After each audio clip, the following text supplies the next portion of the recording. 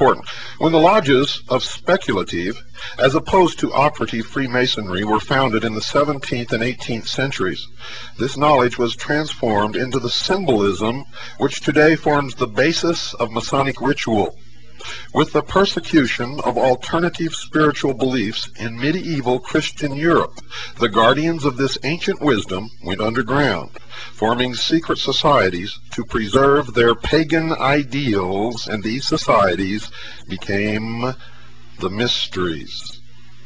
The two major secret societies which were formed in this period, although they only revealed themselves in a public form in the 16th and 17th centuries, were Freemasonry and the Order of the Rosy Cross.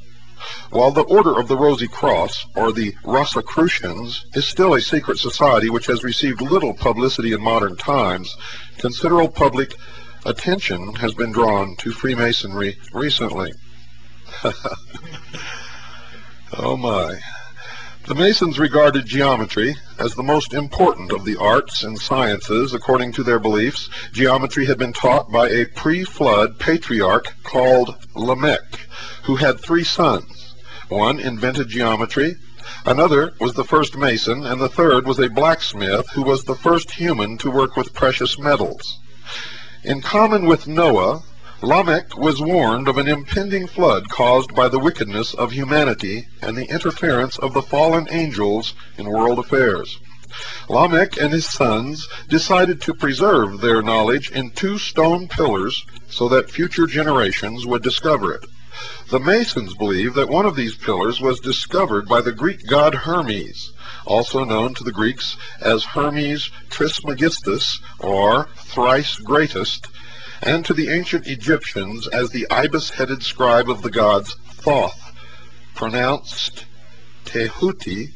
The so-called Emerald Tablet of Hermes is said to contain the essence of the lost wisdom from before the days of the biblical flood. According to occult sources, this tablet was discovered in a cave by the mystic Apollonius of Tyana, who was regarded by the early church as a rival to Jesus.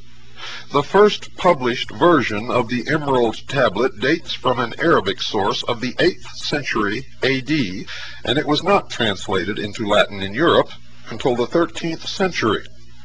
However, the myth of the Hermetic wisdom had a profound effect on the Gnostics, who were heretical Christians in direct conflict with the early church for attempting to fuse paganism with the new Christian faith. They also claimed to possess the secret teachings of Jesus, divulged to only his inner circle of disciples. Masons claimed these teachings were censored from the authorized version of the New Testament, which was approved by the church councils who met to decide the structure and dogma of early Christianity. In medieval Europe, Gnostic philosophy emerged in the rise of the heretical Christian sect, the Cathars, and the rise of the chivalric order of the Knights Templar. The Hermetic traditions provided the spiritual inspiration for many secret societies in the Middle Ages, and its influence can be discerned in both speculative Freemasonry and Rosicrucianism. In the Masonic tradition, it is said that Masons were first organized into a corporate body during the building of the Tower of Babel. The concept of this tower was to reach up to heaven and contact God, according to Genesis chapter 11, verses 4 through 6. The fall of the Tower of Babel destroyed the common language spoken by humanity and ended the second golden age which followed the flood.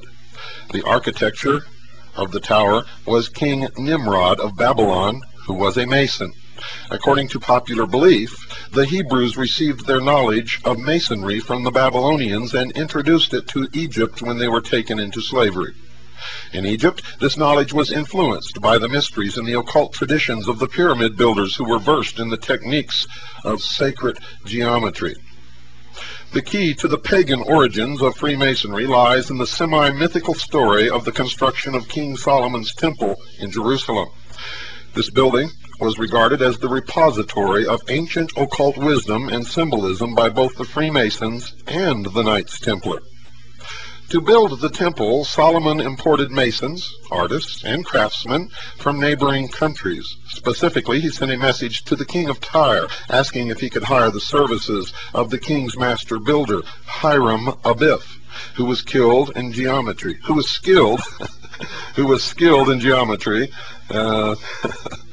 Solomon appointed Hiram as the chief architect and master mason of the temple. Hiram completed the temple in 7 years. The number is especially significant in occult tradition and Freemasonry, folks. But this achievement was overshadowed by his violent, mysterious death. Hiram was approached by 3 fellow masons who demanded the secret of the master mason's word. He refused and was beaten to death. They buried him in a shallow grave. They marked the grave with an acacia tree. His corpse was discovered 15 days later. Solomon ordered that his body be exhumed and reburied with a full religious ceremony and honors due a craftsman of his rank. Early Masons historians regarded Hiram Abiff as a symbolic representative of Osiris, the Egyptian god of death and rebirth.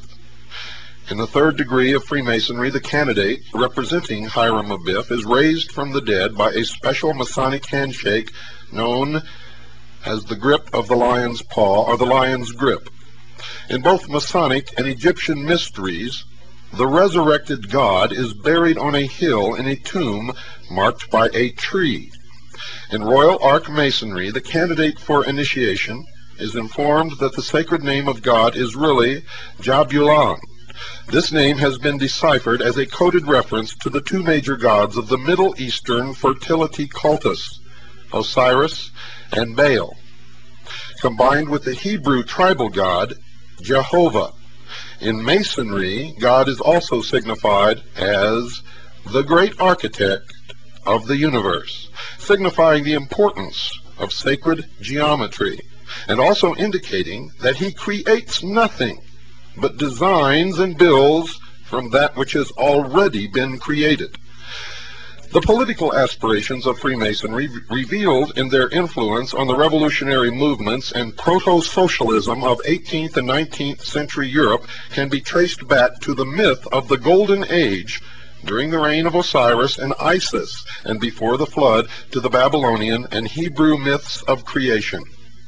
Occult tradition alleges that Hiram Abiff was secretly a member of an ancient society known as the Dionysian Artificers, who first appeared about 1000 BC when the temple at Jerusalem was being erected. They took their name from the Greek god and possessed secret signs and passwords by which they recognized each other, were divided into chapters or lodges ruled by a master, and were dedicated to helping the poor. They established lodges in all the Mediterranean lands, and their influence spread as far east as India. With the rise of the Roman Empire, lodges were founded in Central and Western Europe and in the British Isles.